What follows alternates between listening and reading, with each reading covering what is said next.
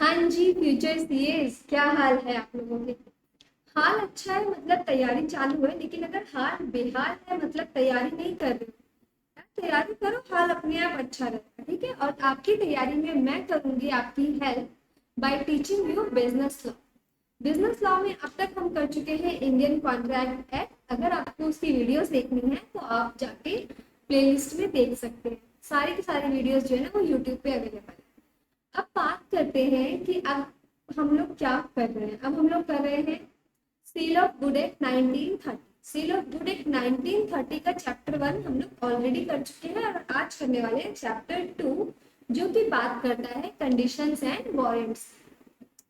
Condition and warranties की बात करता है, ये दोनों को हम लोग पढ़ेंगे। इसके बाद हम लोग पढ़ेंगे कि ये दोनों कंडीशंस एंड वारंटीज के अलावा इसमें कितने टाइप की कंडीशंस एंड वारंटीज होती हैं। देन कैविट एम्पटर क्या चीज होती है, ये बहुत इंपॉर्टेंट टर्म है कैविट एम्पटर, वो पढ़ेंगे। और फिर लास्ट में इसकी उसकी एक्सेप्शंस पढ़ेंगे और हमारा चैप्टर हो जाएगा फिनिश। तो टारगेट रखते हैं कि 15 से 20 मिनट मुश्किल से मुश्किल में हमारा ये चैप्टर खत्म हो जाए। एंड आप लोग के लिए एक काम है कि आप लोगों को मुझे ये बताना है, सजेस्ट करना है कि जो भी आप लोग ये वीडियो देख रहे हो ना, उसमें से कितने बच्चे ऐसे हैं जिन्होंने 10th या 12th तक हिंदी मीडियम से किया और अब वो इंग्लिश मीडियम में कन्वर्ट हुए हैं सीए करने के लिए। तो उसके हिसाब से मैं ना अपनी वीडियोस में थोड़ा सा लैंग्वेज को और इजी करूंगी ताकि आप लोगों को अच्छे से समझ आ जाए। प्लस मैं ऐसे टिप्स एंड ट्रिक्स दूंगी जो कि आपको आपके सीए जर्नी में हेल्प करेंगे। तो फिर शुरू करते हैं। और यार थोड़ा लाइक कर दो, सब्सक्राइब कर दो यार, बिल्कुल ही मतलब नहीं कर रहे हो तुम लोग मुझे। ठीक है, तो चलो पढ़ना शुरू करते हैं। पढ़ने ही तो आए हैं मैम, पढ़ाओ पढ़ाओ। ठीक है, तो हम लोग पढ़ेंगे कंडीशंस एंड वारंटीज। कंडीशंस क्या होती है, वारंटीज क्या होती है। सबसे पहले ना टर्म्स को जान लेते हैं। कंडीशन को जानते हैं एंड वारंटीज को जानते हैं। और फिर उसके बाद एक और टर्म हमारे पास इंपॉर्टेंट है, वो है स्टिपुलेशन का। स्टिपुलेशन वर्ड का मतलब क्या होता है। स्टिपुलेशन वर्ड का मतलब होता है शर्त। यानी जब हम ये बात बोल रहे हैं ना कि ये चीज कंडीशन है, तो कंडीशन बनने के लिए क्या क्या शर्तें पूरी करनी पड़ेंगी। और सेम अगर आप ये कहते हो कि वारंटी है, तो क्या क्या शर्तें पूरी करनी पड़ेंगी, तब जाके वो वारंटी कहलाए। अब देखो, हम लोग सेल ऑफ गुड एक्ट पढ़ रहे हैं, इंडियन कॉन्ट्रैक्ट एक्ट पढ़ रहे हैं, तो हम ये एक्ट पढ़ क्यों रहे हैं, क्योंकि ये एक्ट हमारी डेली लाइफ से जुड़ी हुई है। डेली लाइफ में हम ऐसे 50 एक्टिविटीज करते हैं जो कि इस तरह की ट्रांजेक्शन होती हैं। और उसको समझने के लिए उसमें आप कैसे अपने आप को जो है वो अवेयर रखो, और अगर आपके साथ कुछ गलत हो रहा है तो आप क्या एक्शन ले सकते हो, आप एक्शन ले भी सकते हो या नहीं, ये सब चीजें जानने के लिए, ये सब चीजों से आपको अवेयर कराने के लिए ही ये आपके सिलेबस में है। ठीक है, तो अभी हम लोगों ने क्या करना है, हम लोगों को समझना है। ठीक है, कंडीशंस के लिए शर्तें क्या होती है। जब हम कहते हैं ना कि कोई एक पॉइंट है, ये कंडीशन है, इसका मतलब ये है कि वो जो है ना कॉन्ट्रैक्ट का मेन हिस्सा है। और अगर वो कॉन्ट्रैक्ट का मेन हिस्सा है तो वो कंडीशन फुलफिल नहीं होती है तो कॉन्ट्रैक्ट नहीं माना जाएगा। ठीक, सेम वारंटी क्या होती है। वारंटी जो होती है ना, कोलेटरल टू मेन कंडीशंस होती है। यानी अगर हमारी वारंटी में कुछ इशू है, यानी वारंटी पूरी नहीं हो गई है, तो हमें क्या मिलेगा, हमें डैमेज मिलेगा, हमारा कॉन्ट्रैक्ट अभी भी वैलिड रहने वाला है। जबकि कंडीशन के केस में कॉन्ट्रैक्ट वैलिड ही नहीं रहेगा। आपको अगर आपने कोई ट्रांजेक्शन कर दिया तो वो आपको वापस उसको पैसे देने पड़ेंगे, अपना गुड्स उसको वापस लेना पड़ेगा अगर कंडीशन फुलफिल नहीं होती है। ठीक है, बहुत ही आसान आसान शब्दों में हम इस बात को समझ सकते हैं। उसके बाद ये चीज हमने सेकंड पॉइंट में कर लिया कि अगर आपका कंडीशन फुलफिल नहीं होता तो क्या हो जाएगा, रेपुडिएशन हो जाएगा। रेपुडिएशन मतलब cancellation of original contract. Cancellation of original contract. ठीक, लेकिन अगर आपकी वारंटीज पूरी नहीं होती है, उन्होंने जैसे मानते हैं, चलो हम अपना स्टैंडर्ड एग्जांपल लेंगे। स्टैंडर्ड एग्जांपल का लेते हैं हम लोग लेते हैं आलिया का और कैटरीना का। ये दोनों हमारे एकदम स्ट्रॉन्ग उम्मीदवार हैं। ठीक, अब आलिया ने कैटरीना को एक हाउस सेल किया, ठीक है। जब इसने ये हाउस सेल किया तो उसने क्या क्या, कैटरीना ने ना एक कंडीशन रख दी। कंडीशन क्या रख दी? कंडीशन रख दी कि मैं ये हाउस तभी परचेज करूंगी जब इस हाउस में 2 फ्लोर्स होंगे, ठीक है। कंडीशन क्या रख दी है? 2 फ्लोर्स, ये कंडीशन रख दी है। तो अब जब आलिया कैटरीना का वो घर बेचेगी तो वो इंश्योर करेगी कि उसमें 2 फ्लोर्स हो, ठीक। अगर 2 फ्लोर्स होते हैं तो क्या होगा? 2 फ्लोर्स होते हैं तो कैटरीना उसको पैसे दे देगी, आलिया उसको मकान दे देगी और दोनों हो जाएंगे आपस में डंडा डंडा। लेकिन अगर 2 फ्लोर के बजाय एक ही फ्लोर मिला तो कैटरीना ये बोलेगी कि भैया मुझे तेरा घर नहीं खरीदना, तो अपना अपने पास रख, मेरे को अपने पैसे मुझे वापस दे। तो यहाँ पे क्या हुआ कि पहला तो ये मेन पर्पस ऑफ कॉन्ट्रैक्ट है। दूसरा, अगर ब्रीच हुआ, जैसे कि यहाँ पे आलिया ने ब्रीच किया, आलिया ने जो घर दिया उसमें एक ही फ्लोर था, तो फिर क्या हुआ? ब्रीच हो गया, ब्रीच से रेपुडिएशन हो गया, मतलब ओरिजिनल कॉन्ट्रैक्ट कैंसिल हो गया। दोनों ने अपने एक दूसरे से जो भी चीजें पहले ली हुई थी वो वापस एक्सचेंज कर दी, ठीक है, समझ गए। अब समझते हैं वारंटी। वारंटी में कैटरीना ने बोला, वारंटी बेसिकली ना सब दोनों में से कोई भी ऑफर कर सकता है। ऐसा नहीं है कि आलिया ही ऑफर करेगी वारंटी या फिर कंडीशन, या फिर कैटरीना ही ऑफर करेगी, जरूरी नहीं। बट मान लेते हैं अब आलिया ने यहाँ पे ये बोला कि मुझे इस घर में व्हाइट कलर का ही पेंट चाहिए, ठीक है। ये चीज उसने मेंशन कर दी। या फिर उसने ये बोला, दूसरा एग्जांपल ले लेते हैं कि 2 साल तक, 2 साल, 2 इयर्स तक, हाँ, 2 इयर्स तक यहाँ पे क्या आनी चाहिए? सीलन नहीं आनी चाहिए, जो सीलन पड़ जाती है ना वो नहीं आनी चाहिए। कंडीशन लगा, कंडीशन में कहेंगे इसको, हम बोलेंगे कि एक शर्त रख दिए कि सीलन नहीं पड़नी चाहिए। अब अगर 2 साल के बाद सीलन पड़ जाती है तो क्या होगा? तो क्या होगा? तो आलिया को, कैटरीना को क्या करना पड़ेगा? डैमेज देना पड़ेगा कि भाई सीलन आ गई, ये ले भाई पैसे, मैं तेरा या तो घर का डैमेज करवा देती हूँ या फिर मैं पैसे देती हूँ। तो वारंटी के केस में क्या हुआ? क्योंकि ये मेन कॉन्ट्रैक्ट के कोलेट्रल में था, यानी उसके साथ ही था। दूसरा, ब्रिज होते क्या मिलेगा? डैमेज मिलेगा। कॉन्ट्रैक्ट कैंसिल नहीं होगा, ऐसा नहीं है कैटरीना बोले कि भैया मुझे तेरा घर नीचे पकड़, अपना घर अपने पास, नहीं, वो सिर्फ डैमेज क्लेम कर सकती है। समझ आ गया कि नहीं? यस या नो लिखो कमेंट में, नहीं आया तो भी लिखो, आया तो भी, ठीक। तो ये था छोटा सा एग्जांपल के साथ कि होती क्या चीजें कंडीशनल वारंटी। अब हम डेली लाइफ में इसे कैसे देखते हैं? हम डेली लाइफ में इसको देखते हैं जब हम कोई सा भी इलेक्ट्रॉनिक कुछ भी खरीदते हैं। एक एग्जांपल ले रही हूँ, इलेक्ट्रॉनिक खरीदते हैं तो कंडीशन होती है ना कि भाई अगर ये 5 साल के अंदर अंदर इसमें कुछ भी डैमेज होता है तो मैं क्या करूंगी? मैं उसको, कंपनी बोलती है ना कि मैं उसको ठीक करवा के दूंगी। यानी यहाँ पे क्या हुआ?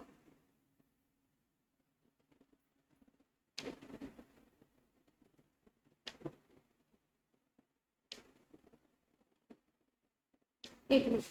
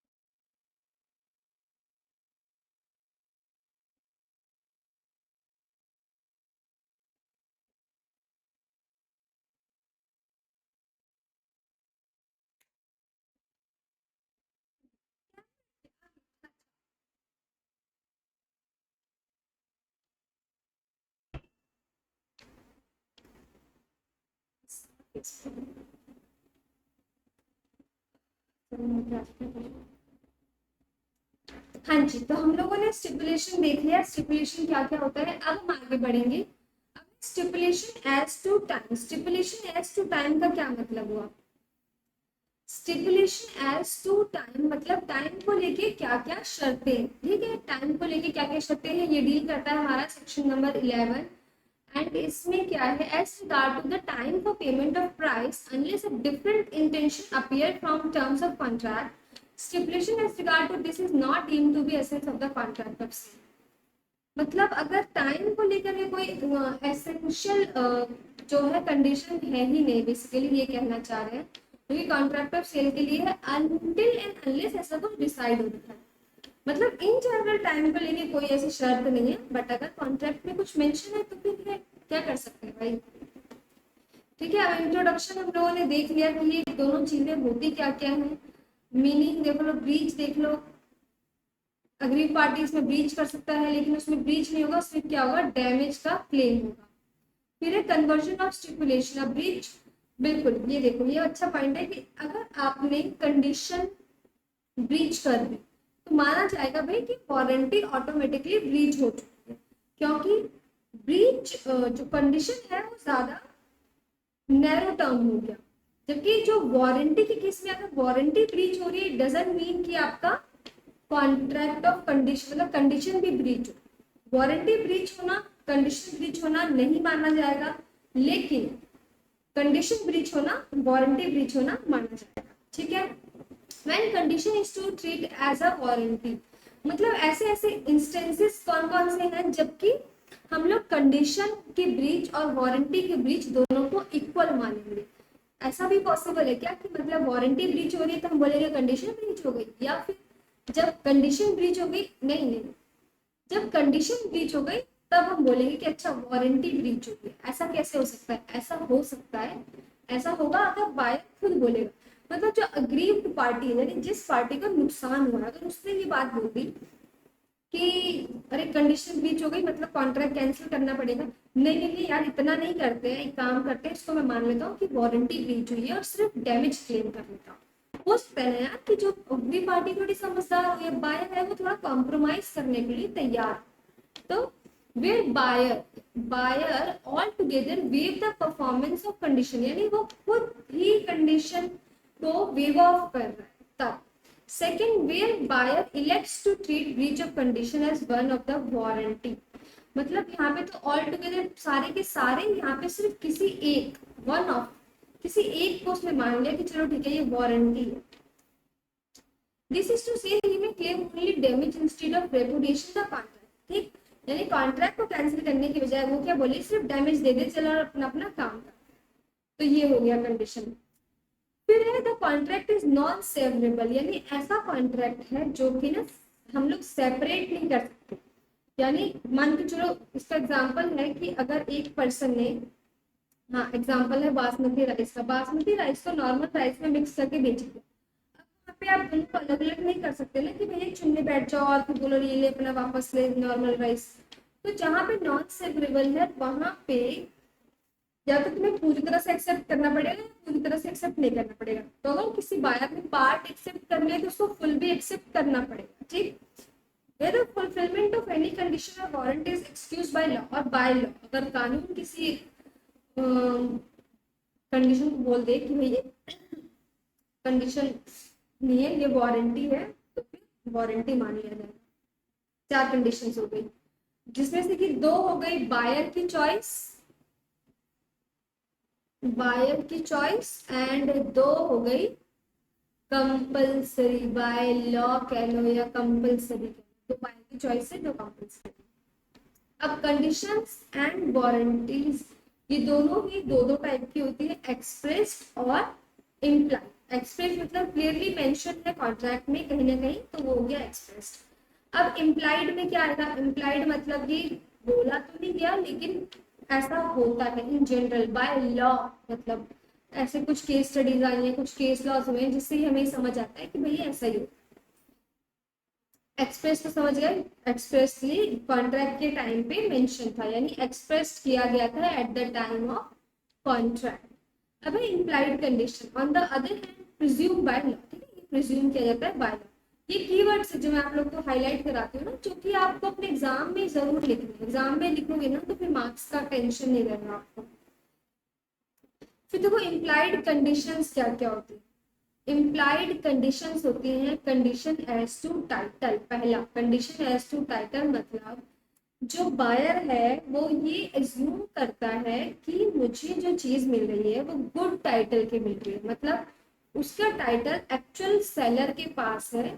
ये वो नहीं है कि कुछ जिसे कहते हैं ना जमीन के मामले में लफड़े वाली जमीन होती है, क्यों? क्योंकि उसमें एक्चुअल ओनर कोई और होता है, बीच कोई और किसी और को देता है। तो वो चीज है कि एक्चुअल ओनर, ओनरशिप एक्चुअली में ट्रांसफर हो रही है, गुड टाइटल में ट्रांसफर हो रही है, ठीक। By sale by sample, sale by sample का मतलब हुआ कि जब आपने सैंपल दिखाया था तो जो सैंपल में था वैसा ही आपका एक्चुअल प्रोडक्ट भी है, ये दोनों चीजें सेम होनी चाहिए, ये कहता है इम्प्लाइड कंडीशन। अगर सैंपल अलग था और फिर हमारा जो एक्चुअल प्रोडक्ट अलग है तो हम कह सकते हैं कंडीशन फुलफिल नहीं हुई और रिपीडिएट कर सकते हैं कॉन्ट्रैक्ट को, मतलब कॉन्ट्रैक्ट को कैंसिल कर सकते हैं। ये कौन कर सकता है? बायर कर सकता है, अग्रीड पार्टी कर सकती है, ठीक। फिर कंडीशन एज टू क्वालिटी और फिटनेस। क्वालिटी और फिटनेस से क्या मतलब हुआ कि भाई जो आपको सामान मिल रहा है ना वो एकदम अच्छी क्वालिटी का है, यानी आपने वॉशिंग मशीन खरीदा तो आप ये एज्यूम करोगे ना कि वो कपड़े धोएगा, ऐसा नहीं है कि आप उसमें लस्सी बनाओगे जो कि भाई सोच रहे हो कि नहीं ये तो काम ही नहीं कर रहा। तो क्वालिटी होनी चाहिए यानी फिटनेस होना चाहिए, जिस काम के लिए हम वो सामान खरीद रहे हैं वो उस काम के लिए प्रॉपर फिट होना चाहिए, ये कह सकते हैं that should be fit for their particular use. Condition as to wholesomeness, condition as to wholesomeness का मतलब हुआ कि जो आपका सामान है, जो भी आपने खरीदा है वो कंप्लीट होना चाहिए आपस में। जैसे कि वॉशिंग मशीन, वॉशिंग मशीन अगर आप खरीद रहे हो तो उसमें जो ड्रायर है वो भी आएगा, ऐसा नहीं है कि सिर्फ धुलने वाला आ जाएगा और सुखाने वाला नहीं आएगा मतलब देसी एग्जांपल दे रही हूँ आपको। Condition as to description, condition as to description का मतलब कि जो डिस्क्रिप्शन में लिखा हुआ था वैसा ही होना चाहिए। इनमें से कुछ भी अगर फुलफिल नहीं हो रहा है मतलब कि कंडीशन फुलफिल नहीं हो रही है और ओनर के पास, बायर के पास ये राइट है, वो बोले भाई अपना सामान अपने पास रख, मुझे नहीं चाहिए मेरा सामान, ठीक। कंडीशन एज टू मर्चेंटेबिलिटी, मर्चेंटेबिलिटी का मतलब कि सेल परचेज करने लायक, यानी बिजनेस करने लायक। यानी अगर कोई जैसे विजय सेल्स, तो विजय सेल्स जब ओनर से या मैन्युफैक्चरर से सामान खरीदता है तो वो आगे उसको बेचता है ना, तो वो सामान बिकने लायक होगा तभी तो वो उसको खरीद रहा है कि भाई हाँ मुझे इससे बिजनेस करना है, यानी बिजनेस करने लायक होना चाहिए। यही सारी इसकी एक्सप्लेनेशन में लिखी हुई है, आप पढ़ो और फिर नहीं आया तो समझ, तो फिर तो मैं हूँ यहाँ पे। ठीक है, अब हो गई वारंटीज। वारंटीज में देखो क्या क्या चीजें होती हैं, वारंटीज इम्प्लाइड किस किस तरीके से होती है, मतलब ऐसी क्या क्या चीजें होंगी जिससे मेरे लिए भाई ये तो इम्प्लाइड है, वेरी मच क्लियर है। अब warranty as to undisturbed possession, same हो गया कि भाई अगर आपको कोई सामान मिल गया तो अब बार बार कोई आके उसको नहीं लेके चला जाएगा बीच में कुछ दिन के लिए, फिर आएगा फिर लेके चला जाएगा, यानी वो आपकी पोजीशन में है, आपके पास ही रहेगा, अच्छे से आप उसका इस्तेमाल करेंगे, ये आप मान के चल रहे हो। अगर नहीं हो पाता तो क्या होगा, क्योंकि ये वारंटीज, क्योंकि ये वारंटीज है तो वारंटीज की किस्म क्या होता है, आप डैमेज क्लेम कर सकते हो। Second, condition as to non existence of encumbrance. Encumbrance मतलब रुकावटों से दूर होगा, रुकावटें नहीं आएंगी उसको बार बार यूज करते वक्त। यानी सेम अगर आपने गाड़ी खरीदी और गाड़ी आप चला रहे हो, 1 किलोमीटर बाद क्या हुआ, गाड़ी रुक गई, फिर आपने उसको ठीक करवाओगे, फिर चलाओगे, फिर 1 किलोमीटर बाद गाड़ी रुक गई, फिर आप ठीक करवाओगे, नहीं ना। तो ये जो इनकम्बरेंस आ रही है नहीं आनी चाहिए। अगर इनकम्बरेंस आ रही तो आप रिपेयर बोलोगे, भाई इसको रिपेयर करके दे, ठीक करके दे, नहीं तो मुझे damage they. Disclosure of dangerous nature of good. अगर कोई ऐसा गुड है, ऐसा आपने सामान खरीदा है जिसमें कुछ ना कुछ चीजें हैं जो कि डेंजरस है, तो वो डिस्क्लोज होनी ही चाहिए। एंड वारंटी एज कंडीशन बोलोगे, मैंने नहीं, disclosure warranty as to quality और fitness by usage of trade. Same हो गया मर्केंटेबिलिटी की तरह, ये इसमें क्वालिटी होनी चाहिए कि वो फिट हो यूजेस के लिए, ट्रेड के लिए। यही सारी चीजें इसके अंदर भी लिखी हुई है, पढ़ लो। अभी केविट इम्पिटर, केविट इम्पिटर क्या होता है? केविट इम्पिटर वर्ड का मतलब देखो क्या होता है। इसका मतलब होता है let the buyer be aware. मतलब ये ना सेलर को रिलीफ दे रहा है एक तरीके से कि बायर बेवकूफ है, बायर को दिखाई नहीं दे रहा, पढ़ाई नहीं आता उसको, मतलब वो देख के पढ़ के समझ के चीजें क्यों नहीं खरीद सकता, ये कहना चाह रहा है वो बेसिकली। मतलब कि बायर को प्रिवेयर होना चाहिए, बायर को सशक्त होना चाहिए, पढ़ा लिखा होना चाहिए, उनको समझ आना चाहिए कि भाई ये चीज क्या है, इसके क्या फायदे हैं, क्या नुकसान है, ये चीज सही है या नहीं है मेरे लिए। अगर मैं चिप्स खरीदने जा रही हूँ तो मैं ये देखूंगी ना भाई चिप्स का पैकेट खुला हुआ है, मतलब चिप्स क्रंची होंगे। अगर चिप्स का पैकेट फटा हुआ है, कुछ है, मतलब चिप्स का टेस्ट बेकार होगा, या वो टेस्ट बेकार होगा, या फिर वो खराब होंगे। तो बायर को प्रिवेयर होना चाहिए कि हाँ ये चीज मेरे यूजेस के लिए ठीक है कि नहीं, ये कहता है। बट इसके एक्सेप्शंस हैं, एक्सेप्शंस क्या क्या है वो देख लेते हैं। देखो और कीवर्ड्स देखने, कीवर्ड्स देख लो। व्हेन द सेलर, इसमें ये भी जरूरी है कि ओपन मार्केट वाली चीजों में ही अप्लाई होगा। मतलब ऐसी चीजें जो कि आपको ओपन मार्केट में अवेलेबल है, आप उसको देख सुन समझ सकते हो।